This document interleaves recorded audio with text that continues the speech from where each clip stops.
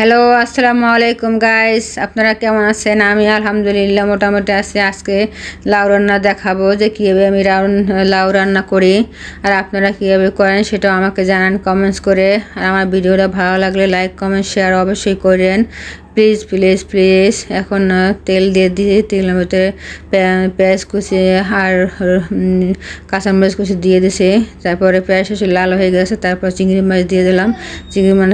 চিংড়ি মাছটা এখন ভাজবো, ভালো করে ভাজবো তেলে। যদি না ভাজেন তাহলে কিন্তু লাউ তরকারি ভালো লাগবে না। চিংড়ি মাছটা একটু ভাজা লাগবে, অনেকে ভাজে না, কিন্তু এরা ঠিক না। একটু ভাজে নেবেন তেলে। চিংড়ি মাছ তেলে ভাজলে কালারটাও চেঞ্জ হয়, লাল হয়ে যায় কালারটা। তাই লবণ দিয়ে চিংড়ি মাছ ভাজে নিয়েছি ভালো মতো করে ভাজতেছি। ভাজার পরে তারপরে একটু হালকা একটু হলুদ দিয়ে দেবো, হালকা একটু মরিচ দিয়ে দেবো। ওদের তো ওদিকে কাঁচামরিচ দিছি, তার জন্য ওগুলো একটু হালকা হালকা দেবো, বেশি দেবো না। লাউ তরকারিতে একটু মশলা কমই লাগে। আপনারা রান্না করে দেখেন আপুরা ভাইয়ারা, লাউ তরকারিতে মশলা কম লাগে। এখন আমি একটু পানি দিয়ে কষাই নেব, মাছটারে ভালো মতো কষাই নেব। কষানো প্রায় হয়ে গেছে। এখন একটুখানি একটুখানি রসুন বাটা দিয়ে দেবো। রসুন না দিলে হবে না, কারণ সবজি দেবো তো, তার জন্য। যে শুধু চিংড়ি মাছ ভাজি করতাম তাহলে রসুন দরকার হতো না।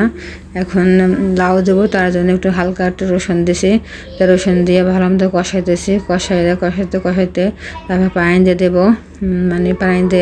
পানি দিয়ে পরিমাণ মতো পানি দেবো। আর লাউর এই যে পানি দিছি আর পানি দেবো না, কারণ লাউ থেকে পানি এমনি বের হবে। লাউ দিয়ে দেবো। লাউ একটু গরম পানিতে দিলে হয় কি, লাউ তাদের সিদ্ধ হয়ে যায়। আর আপনারা যদি লাউ রান্না করেন তাহলে যদি পরে পানি দেন কষাইয়ে, তারপরে সেই লাউটা সিদ্ধ হইতে চায় না, লাউটা কেমন যেন হয়ে যায়। কিন্তু পানিটা ফুটাইয়ে তারপর লাউটা দেবেন, ওই লাউ সিদ্ধ হয়ে যাবে। তারপরে সব কিছু ভালো হবে, রান্নাটা সুন্দর হবে, খাইতেও সুস্বাদু লাগবে। লাউ তরকারিটা অনেক ভালো হয়েছে, অনেক মজা লাগছে।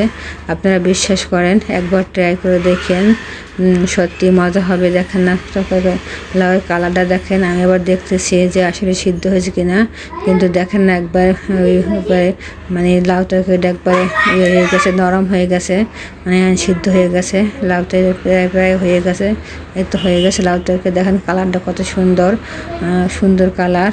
এখন লাউ তরকারি হয়ে গেছে। লাউর শেষ পয়েন্টটা আমরা এসে পড়ছি। লাউ তরকারি একটু হবে, লাড়াছাড়া দিয়ে উঠাই ফেলবো লাউ তরকারি। উঠাইয়া একটু নাড়বো, নাড়িয়ে দেখবো যে লবণ হয়েছে কিনা। লবণটা দেখবো, লবণ লাগে তাই লবণ আবার পরে দিব, কিন্তু লবণ লাগবে না। এই তো শেষ হয়ে গেছে আলহামদুলিল্লাহ।